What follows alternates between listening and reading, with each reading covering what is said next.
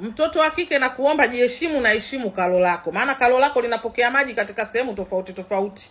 Utajua wewe kama choo chako cha safe container, cha makuti au choo cha shimo. Lakini mimi ninachokuomba ndugu yangu, heshimu kalo lako. Maana hilo kalo ukisema uje uwaendekeze watu, kila anayekuja kufua mama kamwagia maji umo umo, anayeosha vyombo anamwagia maji umo umo, anayeoga anamwagia maji umo umo, sijui katoka kudeki anakuja kumwagia maji umo umo, sijui katoka kusafisha viatu anamwagia maji umo umo. Hilo karo mwisho wa siku litakuja kujaa, litakuja kufura, yataanza kumwagika maji nje, maji yanayotoka harufu. Mwisho wa siku kalo litakuja kuzua taharuki. Ndugu yangu mtoto wa kike, jisamini jitambue, heshimu kalo lako ndugu yangu. Kalo naliheshimiwe, sio kila mtu aje kumwagia umomo. Mwingine unamwambia mwagia barazani, mwingine mwagia uani, mwingine unamwambia mwagia juu, mwingine mwagia kule. Yaani unachagua huyu mtu kabisa, huyu mtu ndo anayenifaa, huyu mtu nampenda na mjali anisamini, ndo utamwambia wewe sasa mwagia humu kwenye kalo langu. Lakini wengine wote waambiwa mwagie huko.